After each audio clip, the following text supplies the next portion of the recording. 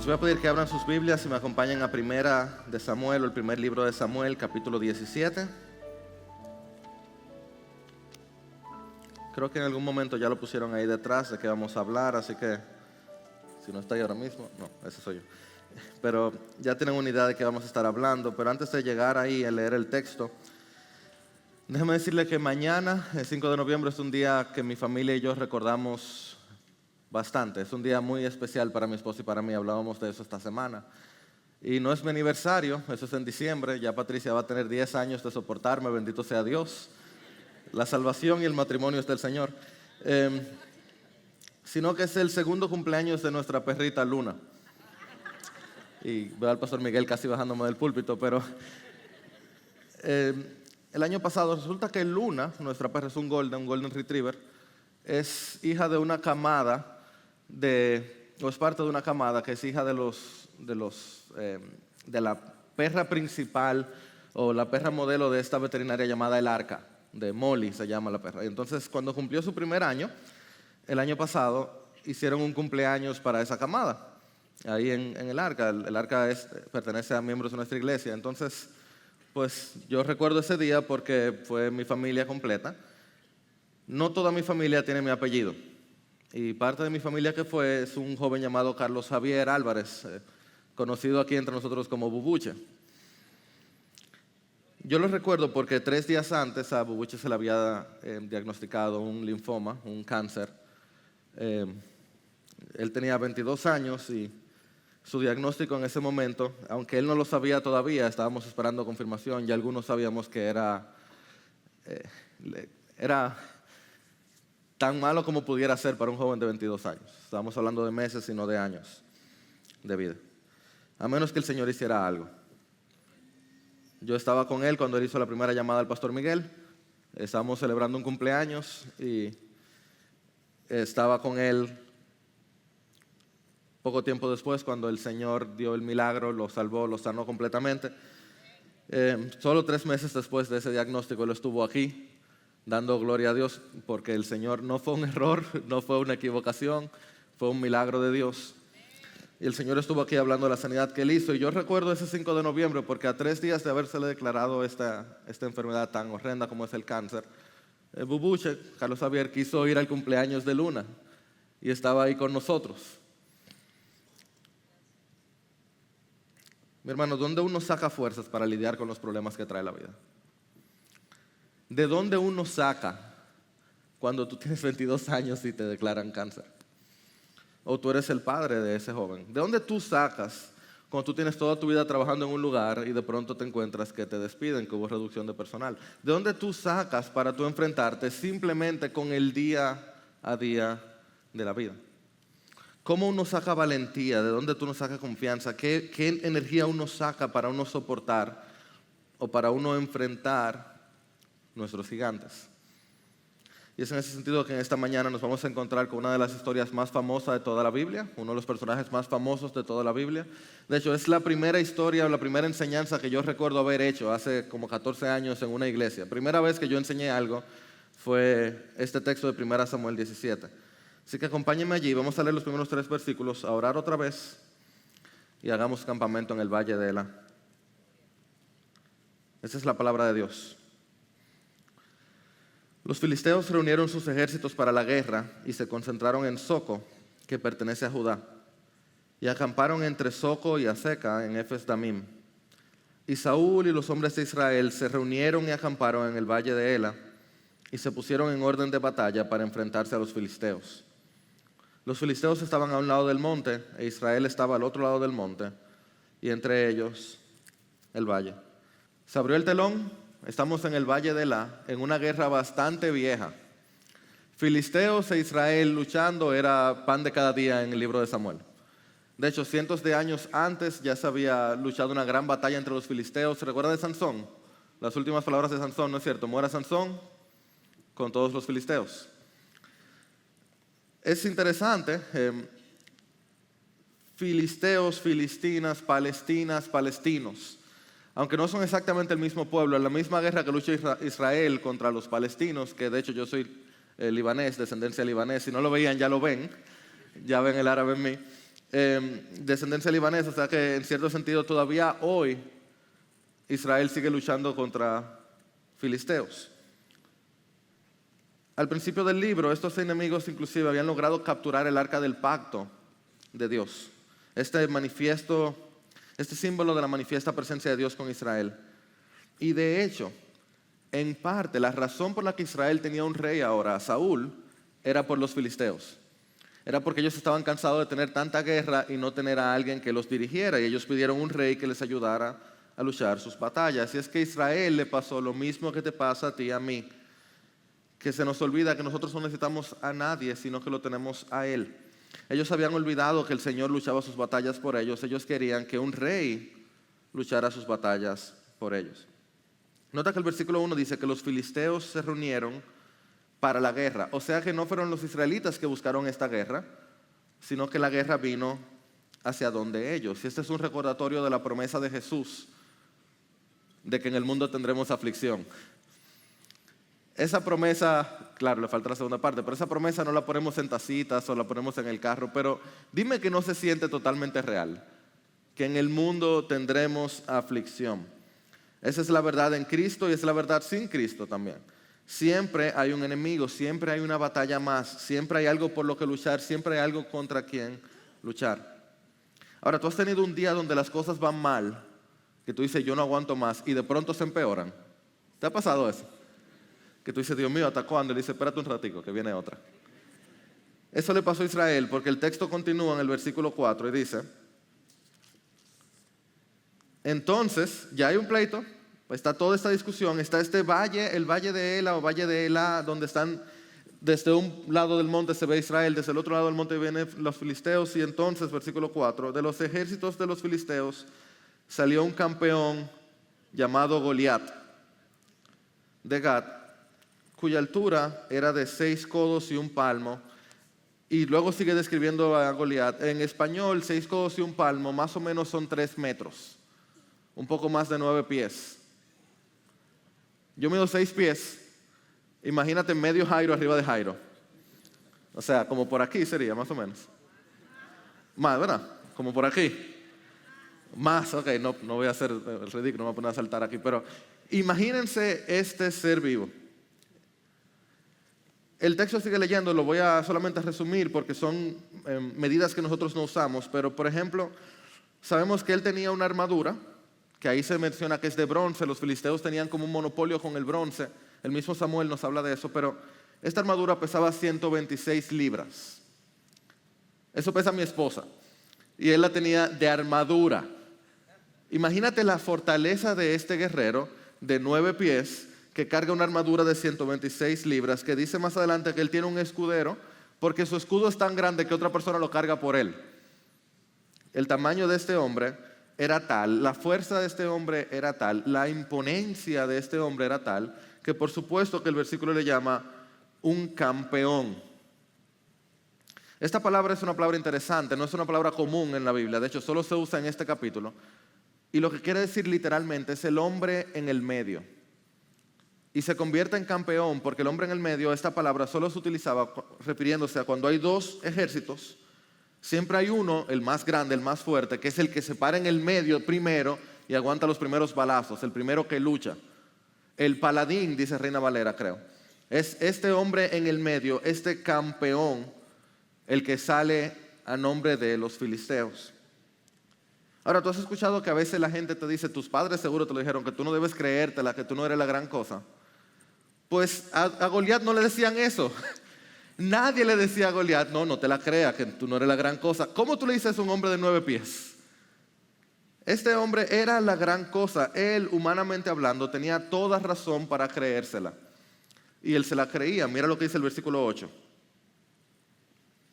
Goliat se paró, oye esto, se paró y gritó a las filas de Israel, ¿para qué han salido a ponerse en orden de batalla? ¿Acaso no soy yo filisteo y ustedes siervos de Saúl? Escojan un hombre y que venga él contra mí. O sea que Goliat no solo era grande, también era muy creativo. Él se inventa este método que no es común en el Antiguo Testamento, aunque sí ha ocurrido en otros momentos en la historia, de hacer un duelo entre lo mejor de Israel y lo mejor de los filisteos, y ahí se resuelve la discusión. Pero nota algo, él conocía de Saúl. Notaste que él dice, ¿acaso no son ustedes los siervos de Saúl? ¿Por qué él conocía a Saúl? Hay diferentes razones, pero recuerdan, no sé si recuerdan mucho de Samuel. En Samuel 9:2 se habla de Saúl, ¿y qué se dice de él? Que era un hombre bien parecido. En Samuel 9 se dice que era un hombre de familia rica, pero también se dice que de los hombros hacia arriba no había nadie más alto que él. Saúl era, por lo menos para los estándares de Israel, un gigante. A nivel israelita, él era grandísimo. Era grande, era buen mozo, era poderoso, era de buena familia. Israel había pedido un rey. Y si había un momento donde este rey tenía que lucírsela, era aquí. Tenemos al gigante Goliat, está bien, pero nosotros, los israelitas, podían decir, nosotros tenemos al gigante Saúl, el rey de Israel. Las cosas no están tan mal, tenemos en quien descansar. ¿Y qué dice el versículo 11? Que exactamente eso hizo Israel, descansó en Saúl, y dice, cuando Saúl y todo Israel oyeron estas palabras del filisteo, se acobardaron y tuvieron gran temor. El rey que Israel había pedido, el rey conforme al corazón de su pueblo, el hombre más alto que todos los demás israelitas, acobardados y con gran temor. No solo Saúl, sino también Israel, los descendientes de los que cruzaron por el mar secos.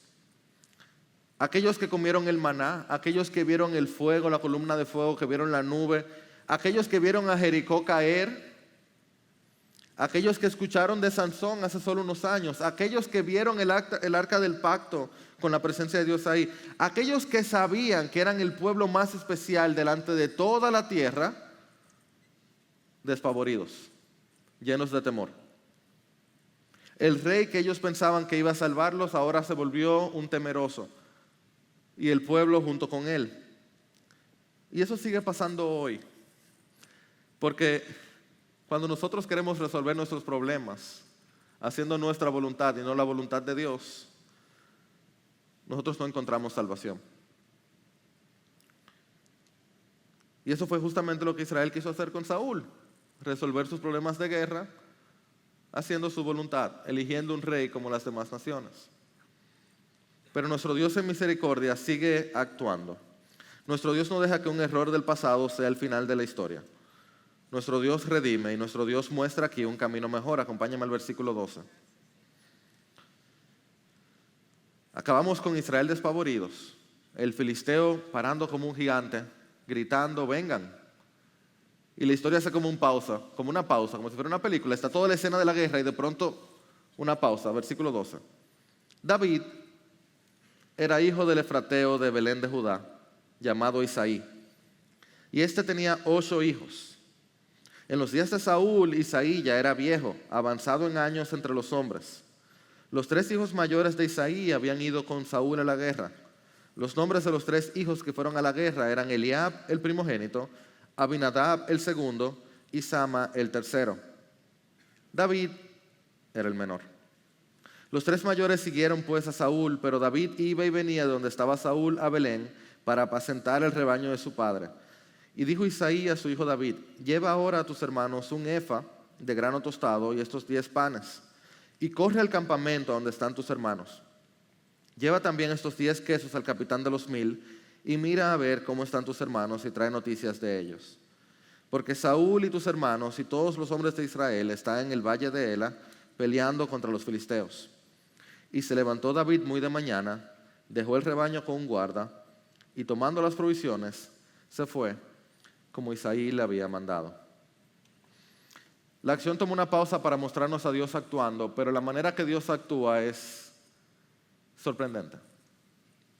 Es fuera de lo común. ¿Tú has visto la película Troya? Quizás la conoces, una película del 2004, muy famosa en su momento, que inicia de una manera similar a estas, muchos dicen copiando esto que está aquí, que hay un gran gigante que aparece y va a hacer guerra contra los griegos y dice algo muy similar, vengan y luchen contra mí. Y entonces los griegos van y buscan a su mejor guerrero, a Aquiles, conoces el nombre, ¿no es cierto? Este gran campeón que nunca había perdido una batalla, que nunca había ni siquiera sangrado en una batalla, Y pues Aquiles era Brad Pitt, así que eso ayuda también. Entonces van y buscan, este es su mejor guerrero, y viene este guerrero y va y resuelve al gigante sin un problema. Es soez, le habla mal a su rey, le dice: a mí no me importa, yo hago lo que ustedes quieran, y se va y ya. Tú esperas eso de un campeón que nunca ha perdido una batalla. Pues cuando aparece un Goliat como este, tú esperarías que Dios va a traer a Goliat 2.0, a uno mucho más grande, mucho más fuerte. Pero los caminos de Dios no son nuestros caminos. Él nos resuelve las cosas a nuestra manera. ¿Qué se nos dice de David? Primero se nos dice que David es hijo de un anciano. Y tú dirás, eso no significa tanto, excepto que en este libro de Samuel ya han habido 2 hijos de ancianos. Primero los hijos de Elí, el sacerdote. ¿Se recuerdan esos hijos? Horrendos, horribles, corruptos.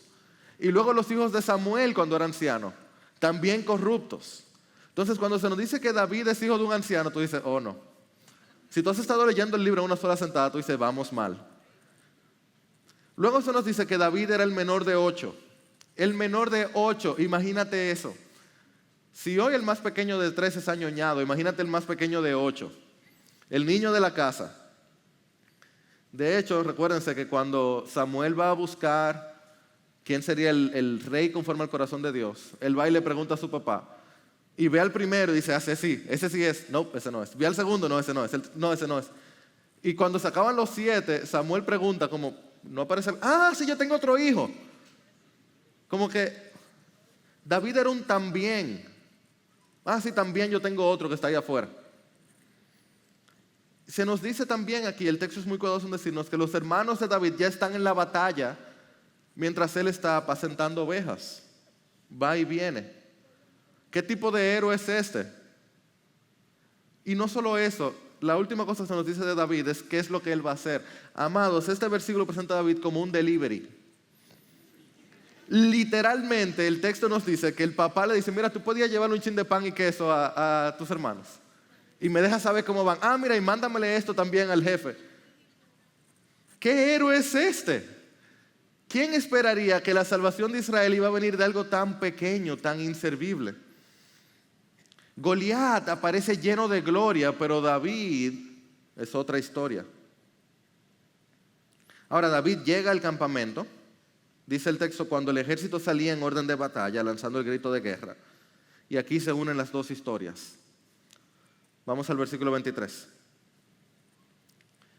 Mientras hablaba con ellos, el campeón, el filisteo de Gat, llamado Goliat, subió de entre las filas de los filisteos y habló las mismas palabras de su desafío. Y David las oyó. Cuando todos los hombres de Israel vieron a Goliat, huyeron de él y tenían gran temor. Y los israelitas decían, ¿han visto a ese hombre que sube? Ciertamente sube para desafiar a Israel. El rey, otra vez, el rey colmará con grandes riquezas al que lo mate. Le dará su hija y hará libre en Israel a la casa de su padre. La situación va escalando. Ya han pasado 40 días, dice el texto, de cuando Goliat salió la primera vez. 40 días todas las mañanas y luego todas las noches salía este gigante a decir, mándenme uno y resolvemos esto, uno solo, no hay problema, mándenme un hombre, dice él. Y nota que la situación ha escalado porque al principio Goliat gritó, pero ahora dice que los hombres salían huyendo de él cuando lo vieron. O sea que Goliat se está acercando, la situación se está poniendo más tensa. ¿Y qué hacen los israelitas? Mira lo que el texto dice. Ellos dicen, el rey colmará. Los israelitas vuelven donde el rey. Una y otra vez ellos vuelven donde su rey. ¿Y qué hace su rey? El rey dice, yo tengo dinero, yo tengo poder, yo tengo autoridad. Bueno, yo voy a bendecir si alguno se atreve a ir. Los israelitas van donde Saúl y Saúl va donde Saúl. ¿Donde quién no van? ¿Tú has escuchado el nombre de Dios hasta ahora ser mencionado?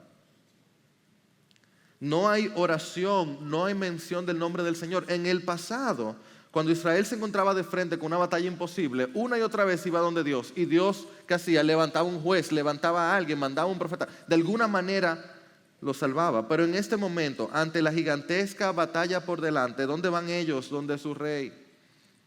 No donde su verdadero rey, donde su rey. Y amado hermano, tú y yo no somos muy diferentes. Por lo menos yo sé que yo no. Al momento de la batalla, al momento del gigante, ¿qué es lo primero que a mí me sale? Lo fácil que me sale, negociar con los problemas, resolver. Por eso queremos tener dinero, por eso queremos tener seguro médico, por eso queremos tener buenos colegios, queremos tener buenas relaciones, conocer gente, queremos ser buenos mozos, queremos tener algo para negociar. Queremos tener algo con qué resolver cuando venga el Goliat. Es más, si somos totalmente honestos por nosotros mismos, nosotros quisiéramos ser Goliat. Nosotros quisiéramos no tener que estar dependiendo de otros. Es más, si somos totalmente honestos, nosotros quisiéramos ser Dios.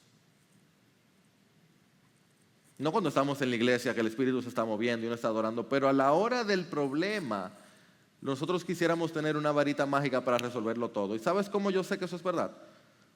Porque a la hora del problema nosotros no vamos de inmediato en oración.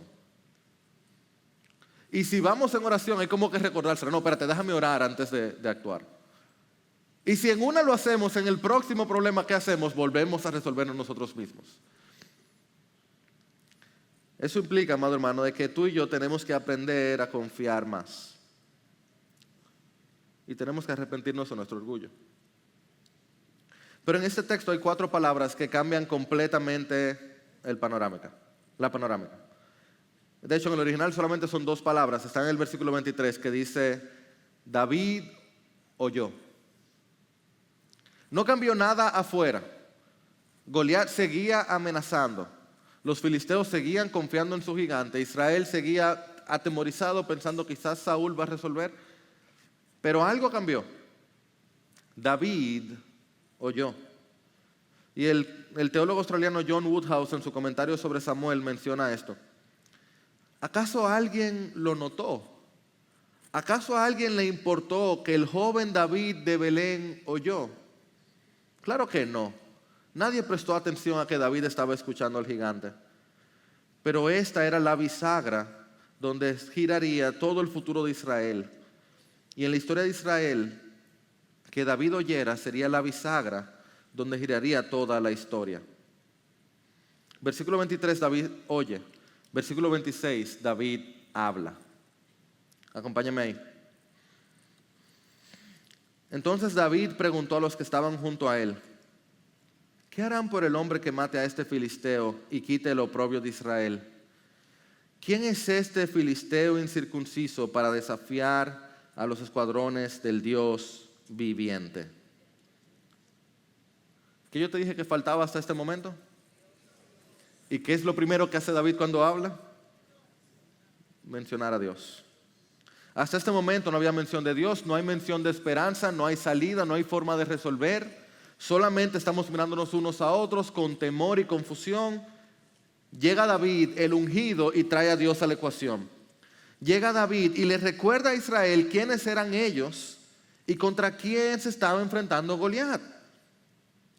Goliat había pedido, tráigame un hombre, aquí está el hombre. Goliat había dicho, mándeme un campeón, aquí está el campeón. Dios había provisto un campeón ya. Pero una vez más, la gente no lo entendió. Mira el versículo 28 y 29. Eliab, su hermano mayor, oyó cuando él hablaba con los hombres y se encendió la ira de Eliab contra David y le dijo, ¿para qué has descendido acá? ¿Con quién has dejado aquellas pocas ovejas en el desierto? Yo conozco tu soberbia y la maldad de tu corazón, que has descendido para ver la batalla. Y David responde con uno de mis versículos favoritos de toda la Biblia. David respondió, ¿qué he hecho yo ahora? No fue solo una pregunta. Aquel que iba a traer salvación a Israel, el único que trajo a Dios en la ecuación, es de inmediato, desechado y juzgado. Porque hay una gran diferencia entre ver las cosas como Dios las ve y como el hombre las ve. Y eso es un tema muy importante en todo el libro de Samuel. Desde el principio, al inicio, con que abre la historia, quizás recuerdan, este hombre Elcana, su mujer Penina y su otra mujer, Ana. Penina era la que estaba súper bien porque tenía muchos hijos, algo de vital importancia en ese momento, pero Ana era desechada por los hombres porque ella no tenía hijos. Y sin embargo, era Ana la que era agradable a Dios, porque Dios no ve como el hombre ve. ¿Qué pasa? 2 capítulos más adelante, Samuel, el joven que no tiene conocimiento, que no es maduro, Elí ni siquiera había caído en cuenta hasta mucho más adelante que era Dios lo estaba llamando. Este jovencito sin gran pasado, sin gran abolengo. ¿Por qué? Porque Dios no ve como el hombre ve.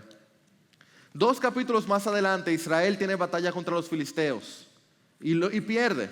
Y dice en el capítulo 5, yo sé por qué perdimos, es que no tenemos el arca del pacto. Y van y buscan esta arca del pacto como si tener un amuleto, tener un crucifijo era suficiente para manifestar que Dios estaba con ellos. ¿Y saben qué sucede? Pierden. ¿Por qué? Porque Dios no ve como el hombre ve. Y luego Saúl, el mejor rey de todo Oriente, agradable a los ojos, agradable a la mente, rico, con abolengo, con poder, alto, buen mozo, lo tenía todo. Desechado por Dios, porque Dios no ve como el hombre ve. Y David, desechado por sus hermanos, el hombre conforme al corazón de Dios. ¿Por qué? Porque Dios no ve como el hombre ve. Nota qué tan limitada es nuestra vista, que lo que inmediatamente pasa cuando como por suerte, por chanza, David dice yo voy, alguien se lo dice a Saúl y Saúl dice bueno, se atrevió uno, que venga. Versículo 31 en adelante. Cuando supieron las palabras que David había hablado, se lo dijeron a Saúl y él lo hizo venir. Y dijo David a Saúl, no se desaliente el corazón de nadie a causa de él. Su siervo irá y peleará con este filisteo. Este es un hombre que está viendo como Dios ve. Pero mira cómo ve el hombre. Entonces Saúl dijo a David, tú no puedes ir contra este filisteo a pelear con él, porque tú eres un muchacho y él ha sido un guerrero desde su juventud. Pero David respondió a Saúl, su siervo apacentaba las ovejas de su padre, y cuando un león o un oso venía y se llevaba un cordero del rebaño, yo salía tras él, lo atacaba y lo rescataba de su boca. Y cuando se levantaba contra mí, lo tomaba por la quijada, lo hería y lo mataba. Su siervo ha matado tanto al león como al oso, y este filisteo incircunciso será como uno de ellos, porque ha desafiado los escuadrones del Dios viviente. Y David añadió, el Señor que me ha librado de las garras del león y de las garras del oso, me librará de las manos de este filisteo, porque David no veía como el hombre veía, David veía como Dios veía. ¿Y Saúl qué va a responder? Ve y que el Señor sea contigo. Se volvió evangélico Saúl de pronto. Mencionó al Señor de pronto. Ve, mira, Dios te bendiga, está bien, ve. Pero miren quién estaban puestos los ojos de Saúl. Él dijo, el Señor sea contigo, pero miren quién estaban sus ojos. Sigue leyendo. Saúl vistió a David con sus ropas militares. Que Dios te bendiga, déjame darte lo que tú necesitas. Le puso un casco de bronce en la cabeza y lo cubrió con una armadura. David se ciñó la espada sobre sus ropas militares y trató de caminar, pues no se la habías probado antes. Entonces David dijo a Saúl, no puedo caminar con esto, yo no tengo experiencia con ellas.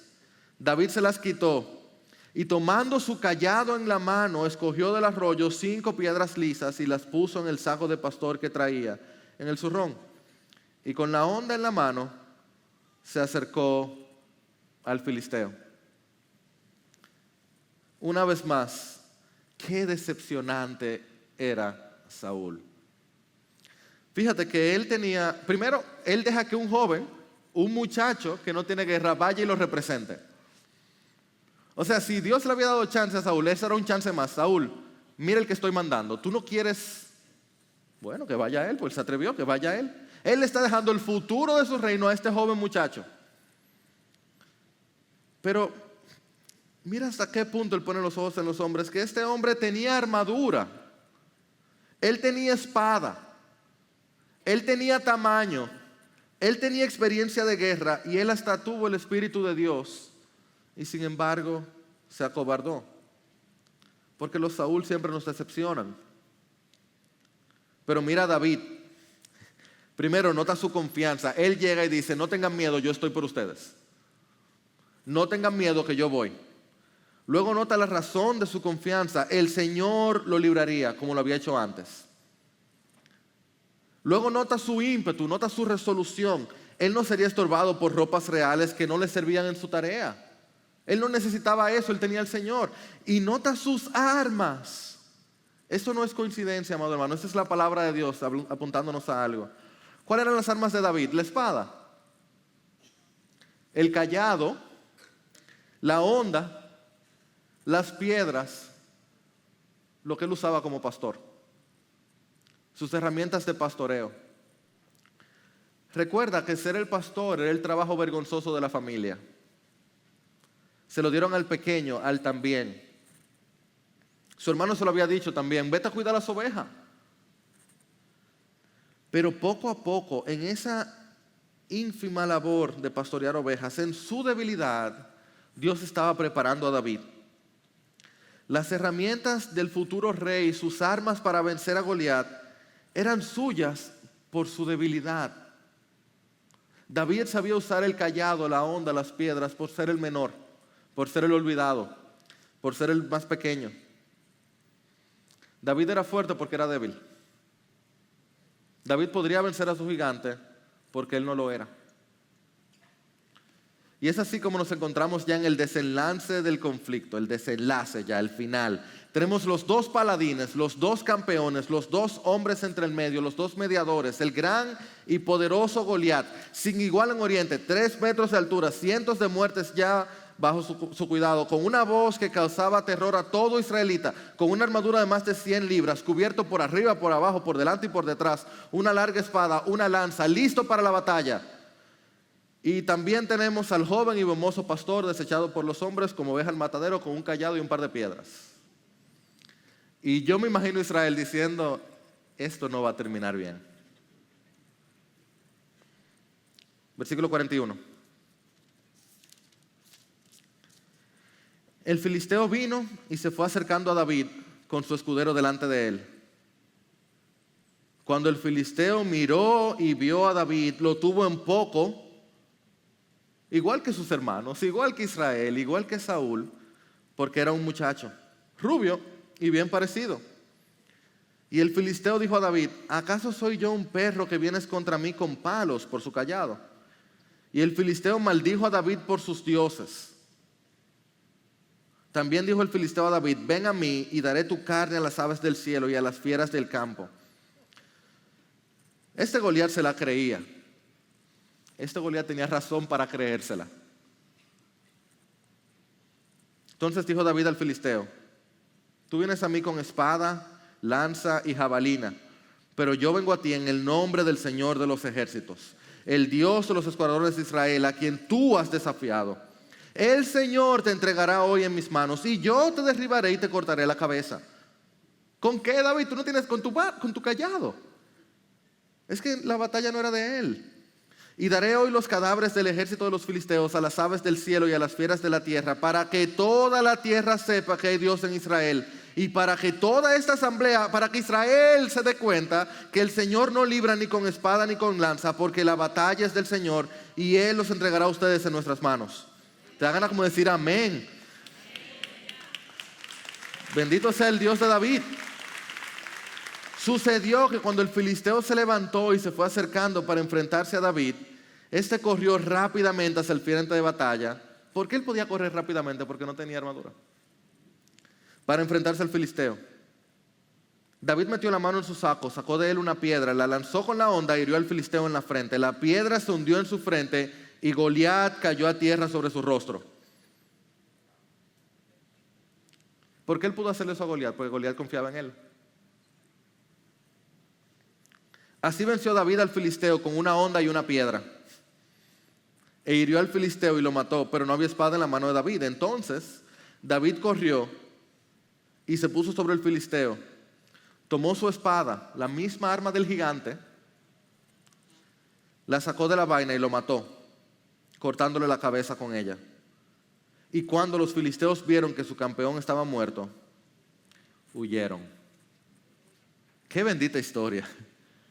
Qué final, cuánta valentía. Imagínate al pueblo de Israel que estaba como saltando de alegría, llenos de gozos, con nuevos bríos para luchar contra los filisteos. Imagínate a los villanos, a los filisteos ahora despavoridos, pensando, si este chiquitico le ganó a Goliat, ¿qué me va a pasar a mí? el débil y joven pastor terminó trayéndole la victoria al pueblo. Y ahora, en la victoria de David, todo Israel sería libre.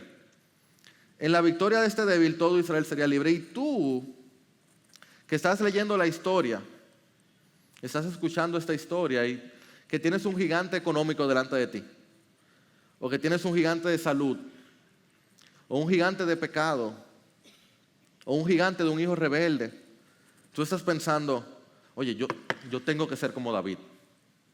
Yo tengo que ser más valiente. Yo necesito enfrentar a mi gigante con todas mis fuerzas.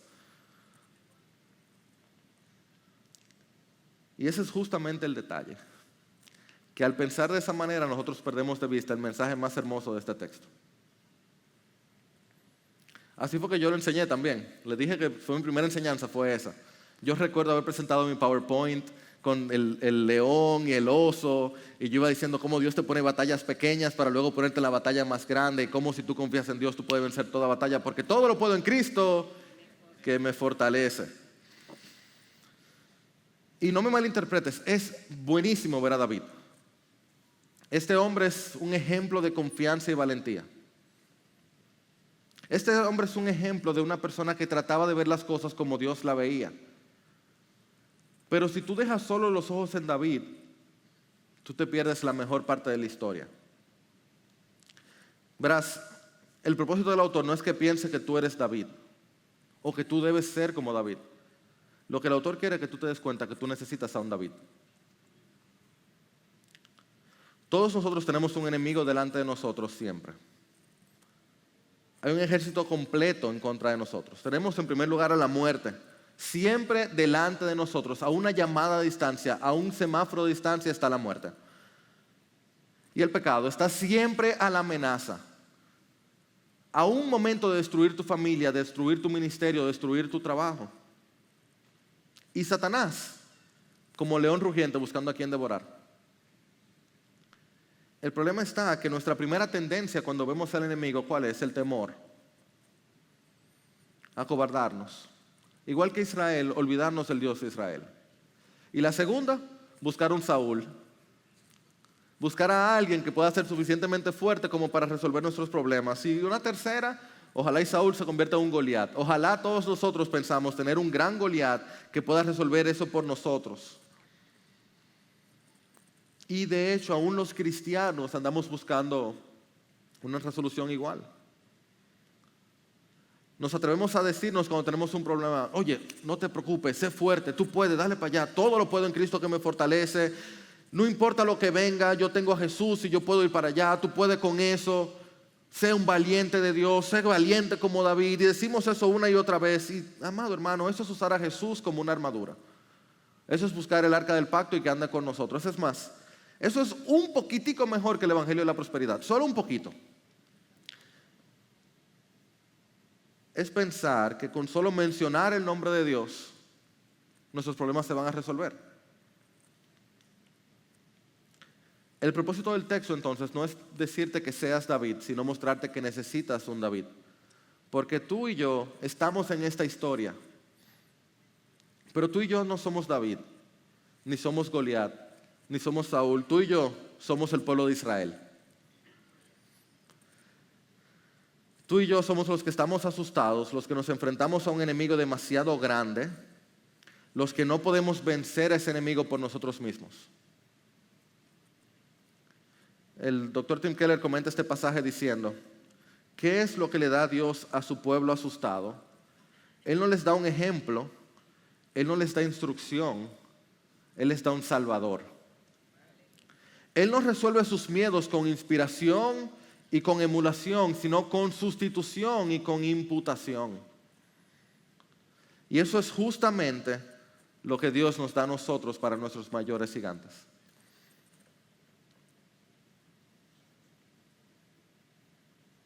Abre tu Biblia, por favor, conmigo. Vete al primer versículo del Nuevo Testamento. Primer versículo del Nuevo Testamento, con lo que inicia este amado libro nuestro del Nuevo Testamento.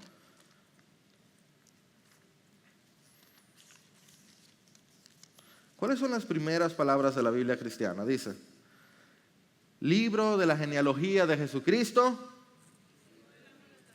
hijo de David. Hebreos 11, uno de los textos más hermosos de toda la Biblia, nos presenta este grupazo de gigantes en la fe. Los grandes, el salón de la fama de la fe, incluyendo a David. Y luego, ¿qué dice Hebreos 12? Puestos los ojos en Jesús, autor y consumador de nuestra fe. Amado hermano, David salvó a su pueblo poniendo en riesgo su vida. Jesús salvó a su pueblo entregando su vida. David pasó por el valle de la sombra de muerte por Israel. Jesús fue al mismo vientre de la muerte por nosotros. David, el ungido, fue despreciado por sus hermanos siendo inocente. Jesús, el Mesías, fue despreciado por todos, aún sin nunca haber hecho mal. David se desvistió de las vestiduras reales que no le servían. Jesús se desvistió de su majestuosa vestidura real que le quedaba perfecta para vestirse de ropas de dolor, inmundicia y debilidad que nos pertenecían a ti y a mí. David sí buscó cumplir la voluntad del Señor siendo valiente. Jesús cumplió cada mandato de Dios hasta su muerte. David sería el mejor rey de la historia de Israel, pero Jesús es el rey eterno de la creación. David venció al gigante terrenal a través de su debilidad usando su espada. Jesús venció al gigante de la muerte a través de su muerte. A través de la misma muerte venció la muerte. Y luego en su victoria, que garantizó su resurrección y mi resurrección. En Jesús yo he vencido todo gigante. ¿Dónde está, oh muerte, tu victoria? ¿Dónde, oh sepulcro, tu aguijón? El aguijón de la muerte es el pecado y el poder del pecado es la ley. Pero a Dios gracias que nos da la victoria por medio de nuestro Señor Jesucristo. Nuestro campeón nos da la victoria, nos regala la libertad, nos otorga la salvación, nos concede paz, nos regala vida eterna. Nuestro campeón vence a los gigantes por nosotros y ahora en su victoria todos nosotros somos victoriosos. Entonces, ¿cómo puedo yo vencer mi gigante? Yo no puedo. Esa es la moral de la historia. Yo no puedo. Tú no puedes. La historia de David y Goliat no es un llamado a la moralidad, es un llamado a la fe. Es un llamado a confiar en Dios que nos da un mediador. Es un llamado a confiar en el mediador de Dios. Es a dejar de ver al gigante Goliat, o dejar de ver al gigante David, o dejar de ver al gigante Saúl, o dejar de ver al gigante muerte, y ver al único gigante que dio su vida por nosotros, el gigante mediador, el gigante Jesús. Yo iniciaba hablándole de Carlos Javier, de Bubuche. Yo hablaba con él esta semana sobre su enfermedad y él me dijo lo siguiente. Él no sabía que yo iba a usar nada de esto, o sea que es Dios. Dice, la verdad es que fue el momento más difícil y temeroso de mi vida. Y gracias a Dios no estuve solo. Yo recuerdo ver a mis hermanos conmigo todos los días. Y entonces agregó, yo recuerdo cómo el confiar en Dios me dio tranquilidad. Yo recuerdo cómo el confiar en Dios me dio tranquilidad. Si tú eres cristiano y te encuentras delante de dificultades que tú no puedes entender o comprender, mucho menos vencer, confía en el mediador. No confíes en tus fuerzas. No confíes en tus riquezas. No mires como mira el hombre. No confíes en Goliat. No confíes en Saúl. Confía en el mediador. Ríndete al mediador. ¿Y tú sabes qué? Pídele perdón a Dios por toda tu suficiencia. Por pensar que tú solo podías. Pídele perdón a Dios por tu deseo de protagonismo, por pensar que su vida se trata de ti. Pídele perdón a Dios por lo fácil que se te olvida, y se me olvida a mí que la batalla y la salvación viene de Él. Juntos, amados, oigan esto, pidámosle perdón a Dios por nuestra falta de oración, por lo fácil que se nos hace mirar a los lados en vez de mirar hacia arriba. Pidámosle perdón a Dios también por nuestra falta de confianza, porque pensamos que Él fue suficiente para perdonar nuestros pecados, pero no para ayudarnos con nuestras deudas, para ayudarnos con nuestra familia, para ayudarnos con nuestros pecados actuales. Y juntos pidámosle a Dios que interceda por nosotros. Pidámosle a Dios que mande el mediador y que nos ayude. Pidámosle a Dios que resuelva, no a nuestras formas, sino a la de Él. Y es posible, es muy posible que en una audiencia como esta hayan algunos de entre nosotros que en verdad nunca han confiado en el mediador, que están acostumbrados a vivir su vida luchando ellos contra sus gigantes. Si ese es tu caso y alguien te invitó a que vengas, yo quiero pedirte que por favor hables un poco más con esa persona, sí, pero ahora mismo toma un momento y ponte a cuenta con Dios y piensa en lo siguiente. Si Dios proveyó un mediador ya, tú no tienes que seguir luchando. Si Dios proveyó un David, no es para que seas tú que ganes al Goliat. O sea que lo que Dios espera de ti es que tú le pidas perdón por pensar que tú puedes. Es que tú te arrepientas de tu orgullo. La vida cristiana, la batalla cristiana se gana rindiendo las armas y dependiendo de Él. Así que si tú estás cansado de luchar por ti mismo, pídele perdón a Dios por estar luchando contra Él mismo. Juntos, amados hermanos, pidámosle perdón a Dios por estar pensando que todo se trata de nosotros, cuando en verdad el mediador es Él. El grande, poderoso, fuerte y buen Dios que es por nosotros.